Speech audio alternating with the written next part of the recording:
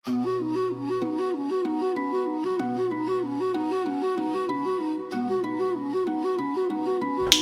എടാ, ഇത് നമ്മുടെ എൻഗേജ്മെന്റ് ലെഹങ്കയുടെ ദുപ്പട്ടയല്ലേ? ഇത് ഫിനിഷ് ആയല്ലേ? ഫുള്ള് അടിപൊളിയാക്കിയിട്ടുണ്ട്. സ്കാലപ്പൊക്കെ വന്നപ്പോ കുറച്ചും കൂടി അടിപൊളിയായിട്ടുണ്ട്. അതേപോലെ തന്നെ സ്പ്രെഡിങ് ഒക്കെ വന്നിട്ടുണ്ട് അല്ലേ?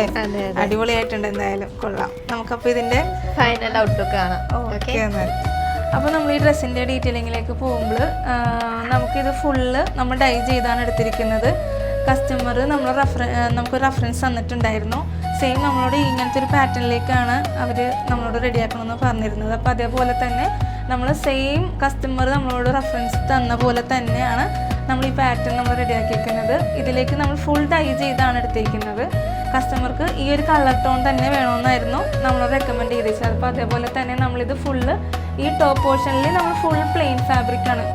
ഫുൾ പ്ലെയിൻ ഫാബ്രിക്കിൽ നമ്മൾ ഫുൾ ഹാൻഡ് വർക്കായിട്ടാണ് ചെയ്തിരിക്കുന്നത്. നെക്കിലേക്ക് നമ്മൾ തിക്കായിട്ടാണ് ആഡ് ചെയ്ത് കൊടുത്തിരിക്കുന്നത്. അതേപോലെ തന്നെ ഇതിൻ്റെ താഴത്തെ പോർഷനിലേക്കും നമ്മൾ തിക്കായിട്ടാണ് ആഡ് ചെയ്ത് കൊടുത്തിരിക്കുന്നത്.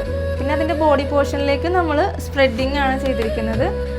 പിന്നെ അതിൻ്റെ സ്ലീവ് വരുമ്പോൾ ഇതിൽ നെക്കിലെ വർക്ക് തന്നെയാണ് നമ്മൾ സ്ലീവിലേക്ക് നമ്മൾ ആഡ് ചെയ്ത് കൊടുത്തിരിക്കുന്നത്. സ്ലീവിൽ നമ്മൾ സ്പ്രെഡിങ് നമ്മൾ ആഡ് ചെയ്ത് കൊടുത്തിട്ടുണ്ട്. അതേപോലെ തന്നെ നമ്മുടെ ദുപ്പട്ട വരുമ്പോഴത്തേക്കും ദുപ്പട്ടയിൽ നമ്മൾ ഫുള്ള് സ്കാലപ്പാണ് നമ്മൾ ചെയ്തിരിക്കുന്നത്.